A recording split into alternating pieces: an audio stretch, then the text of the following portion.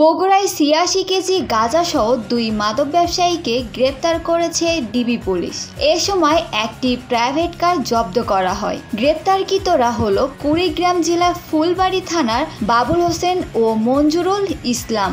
আজ দুপুরে Bogura police super কার্যালয়ে এক প্রেস ব্রিফিংয়ে অতিরিক্ত পুলিশ সুপার স্নিগ্ধ আক্তার এ তথ্য জানান।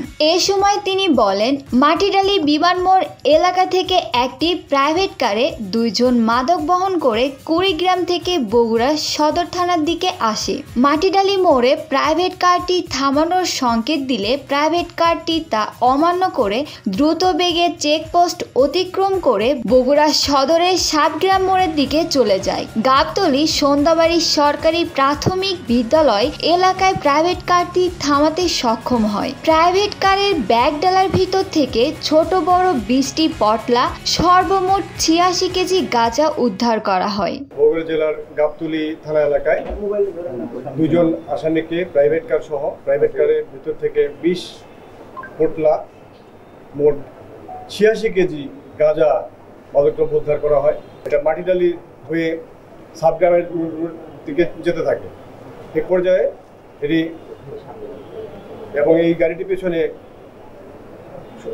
পুলিশ সদস্য সার্কেল এবং গোয়েন্দার দলটি বগুড়া জেলার গোয়েন্দা দলটি তারা ধাওয়া করে এবং এক পর্যায়ে গাবতলী এলাকার সন্ধ্যাবাড়ি সরকারি প্রাথমিক বিদ্যালয়ের সামনে গাড়িটিকে তারা থামায় এবং গাড়ি থামিয়ে সেই গাড়ির ড্রাইভার নজরুল ইসলাম এবং যে আরেকজন ছিল বাবুল, এই দুজনকে তারা গাড়ি থামিয়ে জিজ্ঞাসাবাদ করে।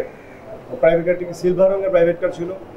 দুজনকে জিজ্ঞাসাবাদ করে তার পরবর্তীতে তারা জানায় যে তাদের গাড়িতে যে ব্যাগ ডালা রয়েছে সেখানে মাদকদ্রব্য রয়েছে এবং তারা এই ব্যাগ ডালা নিরীক্ষা করতে যেয়ে দেখে যে এখানে গাঁজা সদৃশ্য বস্তু রয়েছে। এরপর যে একের পর এক তারা ২০টি প্যাকেট উদ্ধার করে। পরবর্তী ওজন দিয়ে দেখা যায় যে সেখানে ৮৬ কেজি গাঁজা, শুকনো গাঁজা রয়েছে। তাদেরকে জিজ্ঞাসাবাদে জানা যায় তারা কুড়িগ্রাম জেলা থেকে নিয়ে আসছিল। কুড়িগ্রাম জেলা থেকে এই অবৈধ মাদকদ্রব্য নিয়ে আসছিল এবং এটা উত্তরবঙ্গ হয়ে একটি নির্দিষ্ট রুটে যাওয়ার কথা ছিল।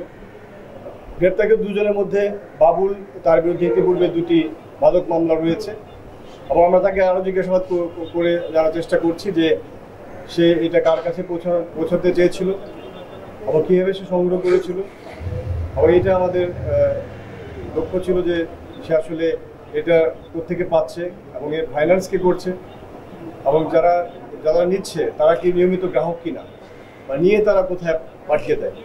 তো আমরা এখন এটা যেহেতু মামলা হয়ে যাচ্ছে, মামলা হয়ে আমরা আরও তাকে জিজ্ঞাসাবাদ করে জানার চেষ্টা করব যে এই মাদকের রুট, ফাইন্যান্স যে করে এবং গ্রাহক কারা এবং এর সাথে আর কারা সংশ্লিষ্ট সে সংক্রান্ত বিষয়। পুলিশ জানিয়েছে আটককৃত ব্যক্তিরা মাদক ব্যবসায়ী, তাদের বিরুদ্ধে একাধিক মামলা রয়েছে।